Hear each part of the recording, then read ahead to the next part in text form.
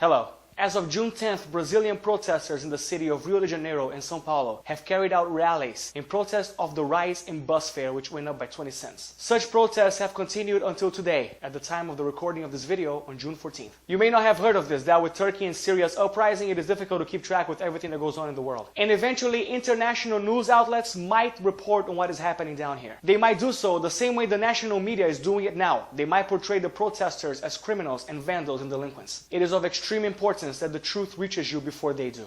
The recent uprising that is spurring in Brazil is not an act of unwarranted violence, and it is not gratuitous vandalism. It is the result of what happens when a society is forced to put up with the ludicrous, nonsensical laws that are created only to benefit the lawmakers themselves, and which result in a wealth and social gap so outrageous it would be cause for hilarity if it weren't true. Some of the policies proposed and approved by our representatives are as follows. And I assure you, as incredible as they may appear, I am not making them up. They are real and they are being exercised right now. Politicians have awarded themselves the privilege of receiving up to 3 extra months of salaries. So after resuming their year's pay in their December salary, they are paid thrice more, as if their year had 3 extra months. And their salary, by the way, is about 17,000 reais per month, while minimum wage stands at 600. Politicians have also awarded themselves privileges for paid expenses, such as air tickets, ranging from 10 to 22,000 reais. Government-provided housing expenses to the tune of 3 to 4,000 reais. Private phone expenses for up to 1,000 reais per month, as well as an amount between 60 and 82,000 reais of spending money, which they then can use in order to pay off whoever they claim is necessary for them to conduct their daily functions. Politicians sometimes take advantage of this by hiring friends and relatives for completely made-up positions, professions that don't exist,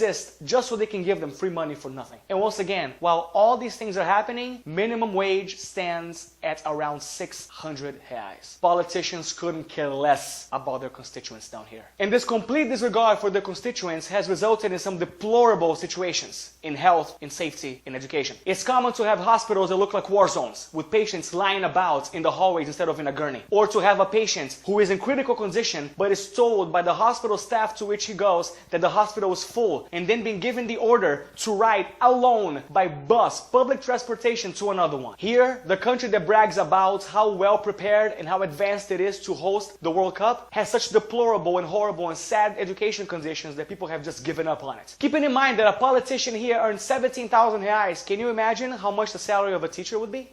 800. Imagine a person who went to college to exert a profession as important as teaching a generation of children to lead the country in the future, having to only allow herself 200 reais, or rather 200 bucks from your country per week to feed her family. That's how it is down here. And yet the Brazilian capital turns a cold shoulder to all this. While these disgraceful facts still persist and occur, they are building right now, or have concluded building by the time you watch this video, the Mané Garrincha, the most expensive soccer stadium to ever host a World Cup game, at the tune of 1.2 billion reais. 1.2 billion, while people starve in slums and die in hospital corridors. Also, in the subject of preparing for the important events of the World Cup and the Olympics, poor people that live around the areas that are being prepared to host the soccer games of the World Cup and the games of the Olympics have been evicted from their homes in a near Gestapo-esque fashion. The police have marked the front doors of their homes, preparing them to be run over by a bulldozer the next day. And any resident that tries to stand his ground and stay home is being met with crowd dispersion evasion techniques, including gunfire, with total disregard for women and children. And even now, as we speak, a bill is being discussed that will render the Supremo Tribunal Federal, the government body that is responsible for keeping politicians in check, completely useless. If this law is accepted, then politicians will run free and be able to do whatever they wish to without anyone to check on them. This is absolutely unacceptable. It has gone on for too long and people are sick of it. Only this time something substantial can be done, and that is where you come in. In 2014, Brazil will host the World Cup. 2016, the Olympics. The two most prestigious and renowned athletic events in the world. Brazil cannot afford to have its reputation smeared now. If there is a worldwide outlash against the things that are happening here, the people in control will be forced to do something about it. Under the threat of a besmirched reputation and international pressure, Brazil will be forced to change.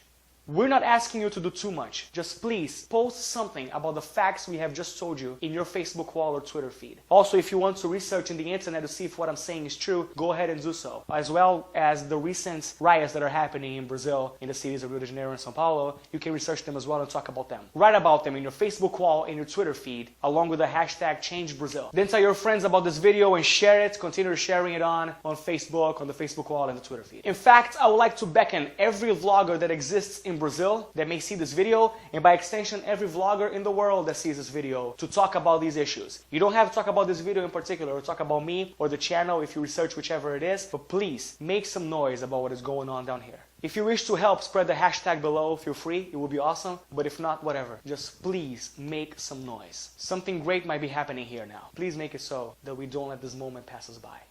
The people are always more powerful than the government chosen to preside over them.